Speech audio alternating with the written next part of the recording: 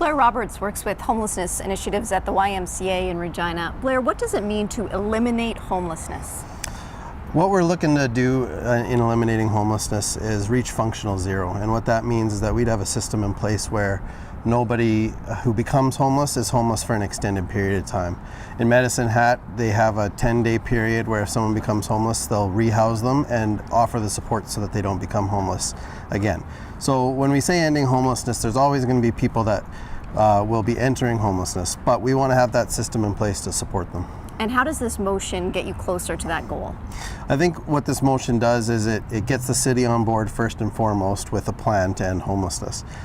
Without the city and without government involvement, it's going to be very difficult to reach the goals and targets that we set out. And so that's first and foremost. And I think in a year when we have this plan completed, we're going to be able to set specific targets, goals, measures, costs, all those types of things that'll really help us shoot for ending homelessness. Some of the critical voices from last night's council meeting suggested that the action should already have been started, that this is just more talk and we need more action. What's your response to that? Yeah, I certainly understand that that idea. It's something I've felt in the past as well too.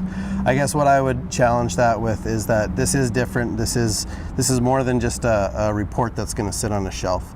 By the city buying into this, we're expecting them to also work on the implementation part of it as well when we finish the report.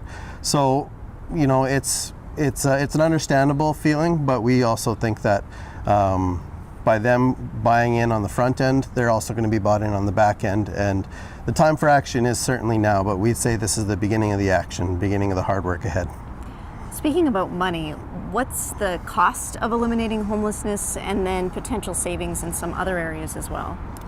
I think that that's one of the things we want the report to find out. We want to have a plan that's going to tell us exactly how much it costs so that we can go to the city, the province, the federal government, private business to be able to say this is what we need to end homelessness. And as far as when you've spoken before about when people don't have a place to live, they end up relying more heavily on some of the other areas as far as medical care and police resources and end up in jail and sort of those kind of costs. Yeah, for the last year we've been running our initial Housing First project in Regina, and the stats there have shown that it significantly saves cost. With 26 people in the last year, there's been a savings of almost $2 million to the province. It's been pretty remarkable the way that people don't have to rely on policing, don't have to rely on the emergency room and those types of things to survive. So there's no question that you pay for homelessness now or you're going to pay for it later, and we think that by investing in it now, we're going to save money in the long run. When do you think homelessness could be eliminated conceivably in Regina? A lot of different cities have different plans depending on resources. There's usually 3-year, 5-year, 10-year plans. I think we want it sooner rather than later.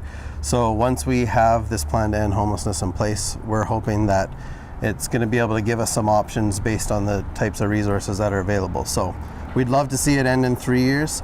I have no doubt that that's realistic with the right political will and resources in place. It's just a question of what do we have available in Regina and how quickly can we get there. The sooner the better. Thanks for your time today, Blair. Sure, thank you.